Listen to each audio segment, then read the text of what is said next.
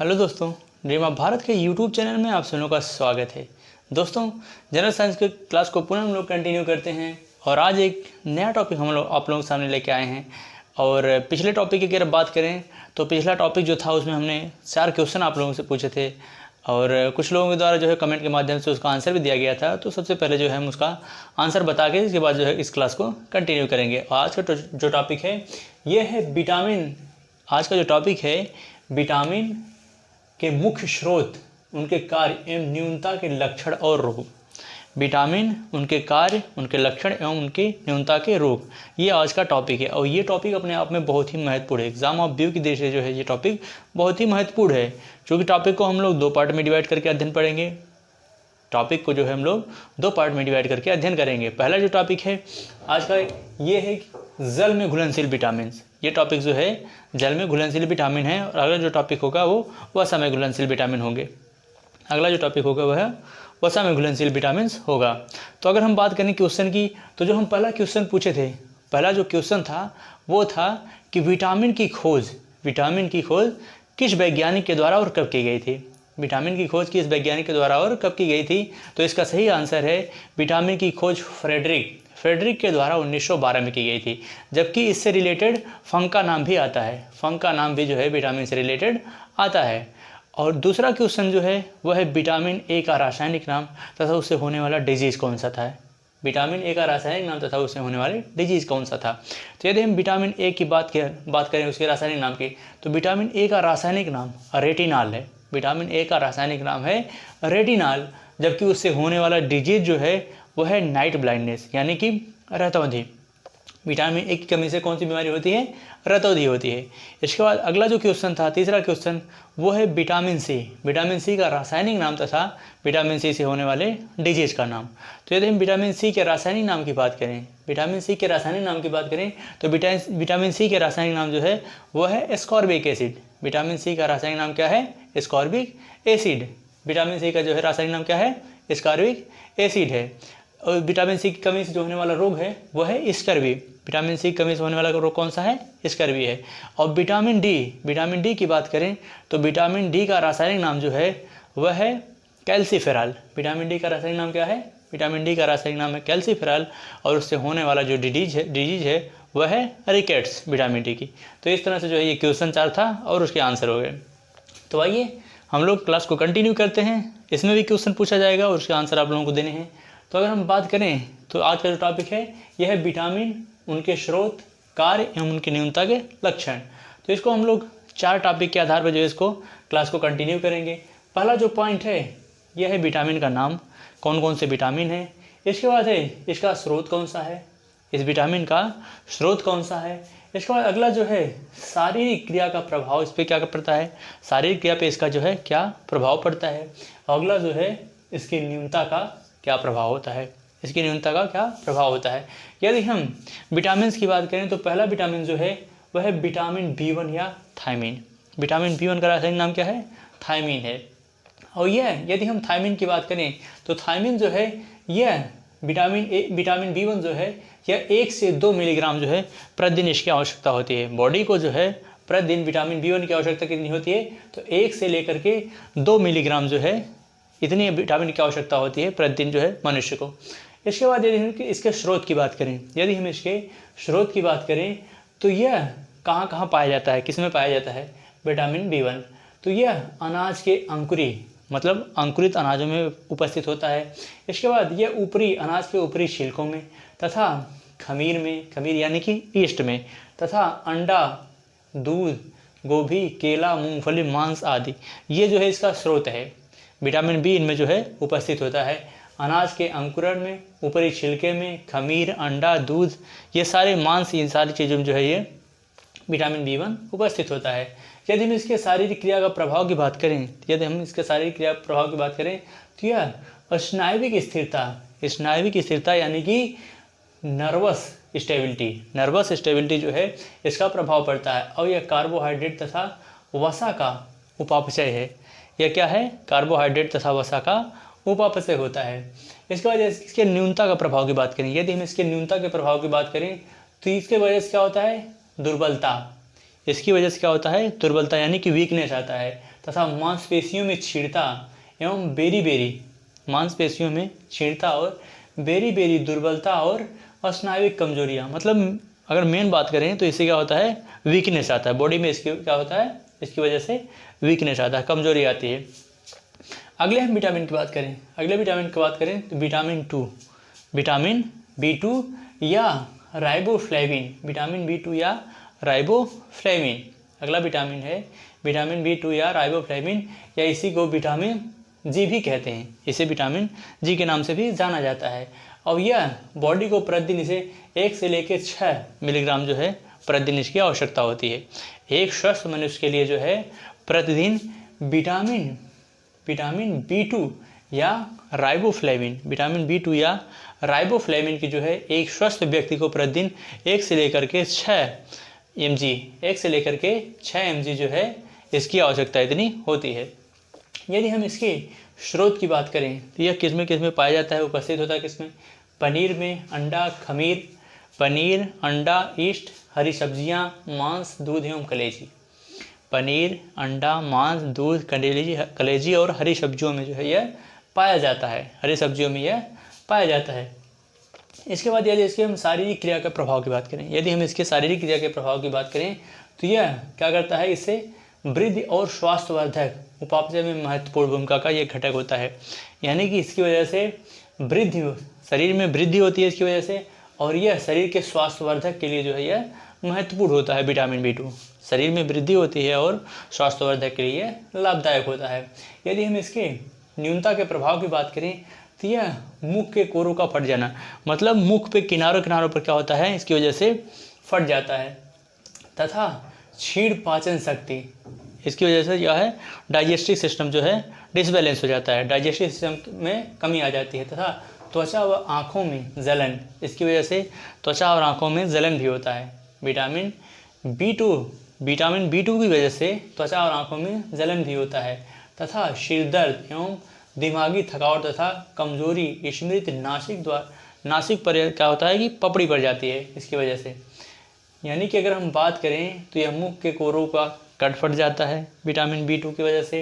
इसके बाद क्षीण पाचन शक्ति तथा त्वचा और आँखों में इसकी वजह से जलन होता है, तथा सिर दर्द व दिमागी थकावट, कमजोरी, स्मृति, नासिक द्वार पर इसकी वजह से पपड़ी पड़ जाता है। तो ये इसकी जो है यह न्यूनता का प्रभाव है। यदि हम अगला विटामिन B3 की बात करें, अगला विटामिन कौन सा है, तो अगला विटामिन है B3। यदि हम विटामिन B3 या पेंटोथेनिक एसिड, विटामिन B3 या इसका रासायनिक नाम क्या है, पेंटोथेनिक एसिड।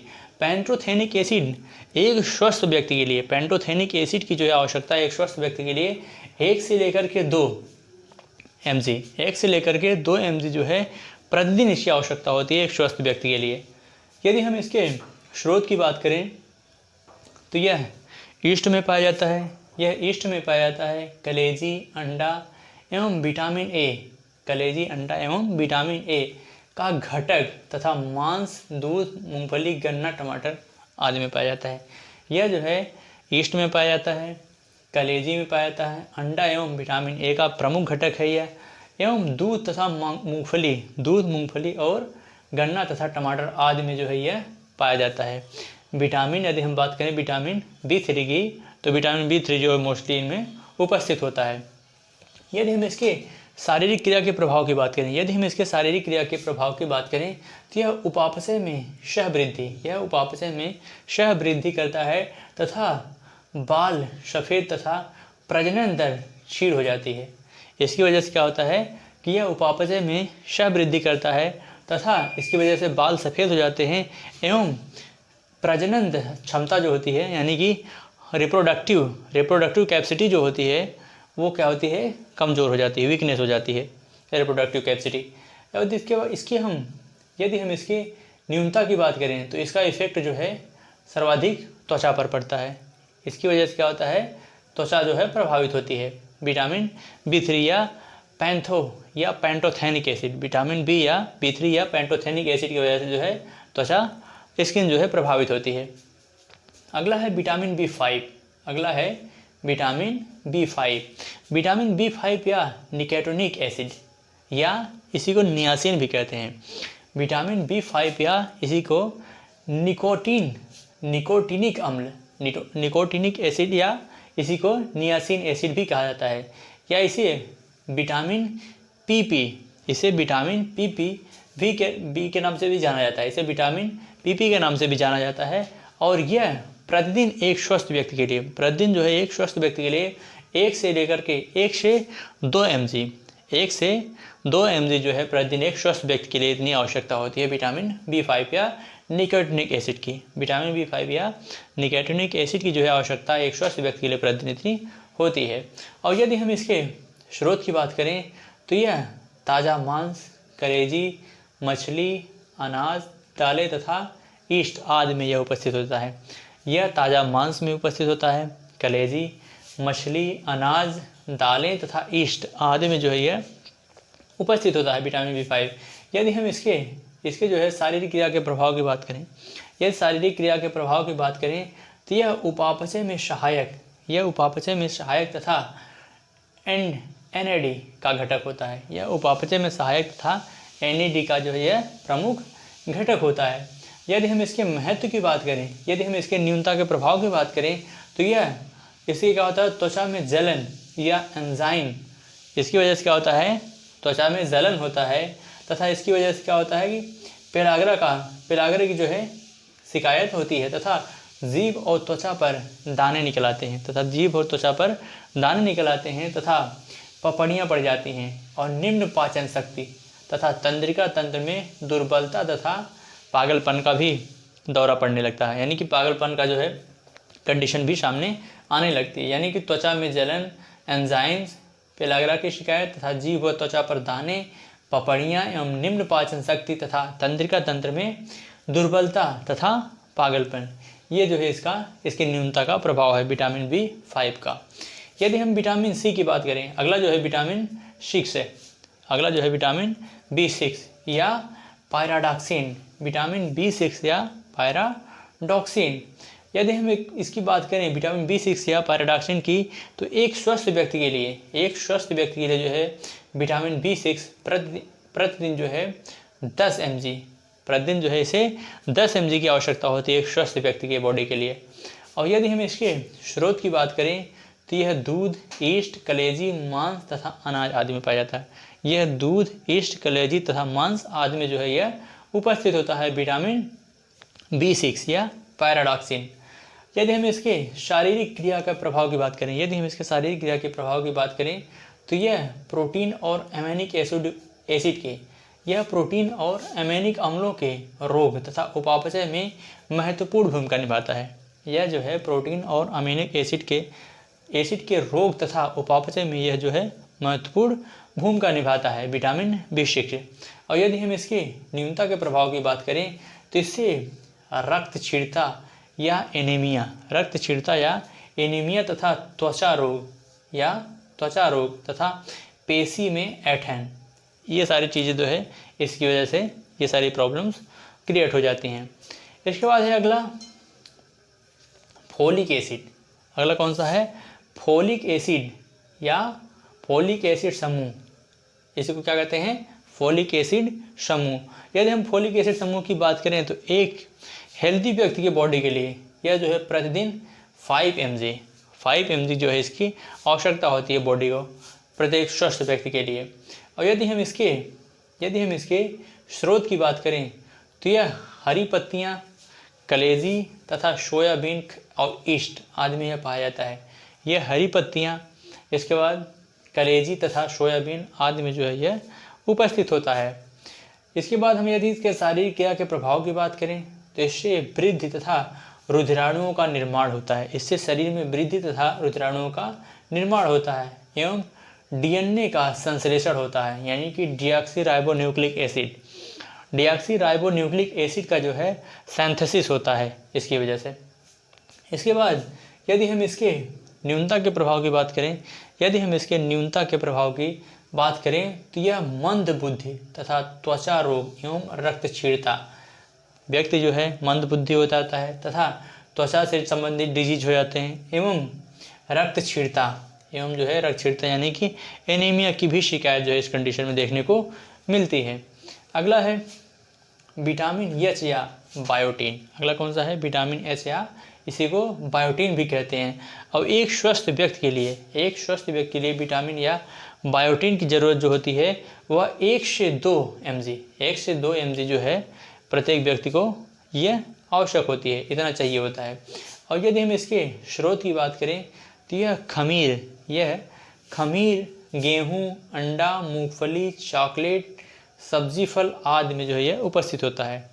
यह खमीर गेहूँ, अंडा, मूंगफली, चॉकलेट तथा सब्जी आदि में जो है यह उपस्थित होता है। यदि हम इसके शारीरिक क्रिया के प्रभाव की बात करें तो यह वसीय अम्लों के संश्लेषण तथा ऊर्जा उत्पादन में महत्वपूर्ण रोल अदा करता है। यह वसीय अम्लों के संश्लेषण तथा ऊर्जा के उत्पादन में जो है महत्वपूर्ण रोल अदा करता है।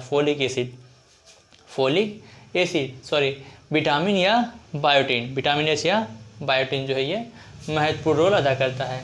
इससे बालों का झड़ना तथा त्वचा में रोग दुर्बलता हो जाता है। इससे क्या होता है? इसकी वजह से जो है इसकी कमी से बाल जो है झड़ना प्रारंभ हो जाता है तथा त्वचा रोग एवं दुर्बलता की शिकायत आने लगती है। त्वचा संबंधित रोग तथा दुर्बलता यानी वीकनेस का कंडीशन जो है इससे उत्पन्न हो जाता है। अगला है विटामिन B12 या साइनोकोबालिन। अगला जो विटामिन है विटामिन B12 या साइनोकोबालिन।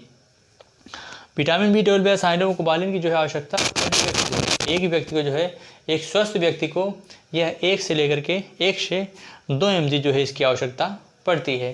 और यदि हम इसके स्रोत की बात करें तो यह मांस, मछली, कलेजी, अंडा, दूध, पनीर आदि में जो है उपस्थित होता है। यह मांस, मछली, कलेजी, अंडा, दूध तथा पनीर में जो है यह विटामिन B12 या साइनोकोबालिन यह उपस्थित होता है। और यदि हम इसके शारीरिक क्रिया के प्रभाव की बात करें तो इसकी वजह से अनेक उपापचय अभिक्रियाओं में तथा न्यूक्लियोप्रोटीन और रुधिराणुओं के निर्माण में महत्वपूर्ण रोल अदा करता है। जो है इसकी वजह से ये क्या करता है? अनेक उपापचय तथा अभिक्रियाओं में तथा न्यूक्लियोप्रोटीन और रुधिराणुओं के निर्माण में यह क्या करता है कि महत्वपूर्ण रोल अदा करता है।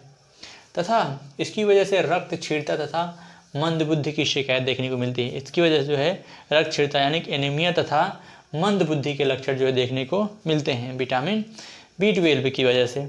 अगला है विटामिन C या इसका रासायनिक नाम क्या है? Ascorbic acid. विटामिन C या इसका रासायनिक नाम क्या है? Ascorbic acid. तथा यदि हम इसके स्रोत की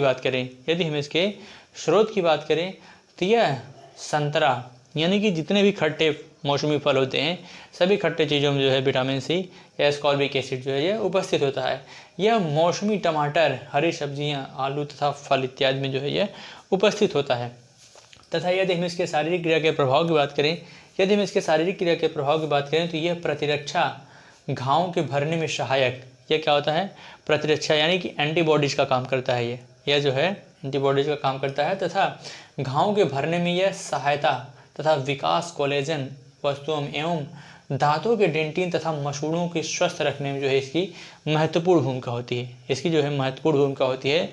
डेंटिन तथा दांतों और मसूड़ों को स्वस्थ रखने में तथा यह घावों के भरने में सहायता होता है तथा यह प्रतिरक्षा जो है प्रदान करता है। और यदि हम इसके जो है न्यूनता के प्रभाव की बात करें तो यह स्कर्वी, मसूड़ों से रक्त बहना तथा आंतरिक रक्तस्राव, इससे जो है स्कर्वी तथा मसूड़ों से रक्त का बहना, इसकी वजह से स्कर्वी रोग होता है तथा मसूड़ों से रक्त का बहना तथा आंतरिक जो है रक्तस्राव जैसे ये कंडीशन देखने को यहाँ से मिलते हैं। तो ये आज का टॉपिक यहीं कंप्लीट होता है। इस तरह से जो है हमने पूरे टॉपिक को डिटेल से कवर किया और मैंने बताया भी कि ये टॉपिक जो है लंबा ना होने पाए, चूँकि ये टॉपिक अपने आप में बहुत ही महत्वपूर्ण है और यहाँ से जो है क्वेश्चन हमेशा बनता है, तो टॉपिक लंबा ना हो जाए इसलिए अध्ययन की सुविधा के दृष्टि से इस टॉपिक को जो है 2 पार्ट में डिवाइड कर दिया गया। तो आज का जो टॉपिक था यह जल में घुलनशील विटामिन था, जबकि अगला जो टॉपिक आएगा वह वसा घुलनशील विटामिन होगी। वसा में घुलनशील विटामिन जो है वो नेक्स्ट पार्ट होगा। तो इस तरह से जो है यहीं पे आज टॉपिक समाप्त करते हैं। इसी के साथ में इजाज़त दीजिए। जय भारत, जय हिंद।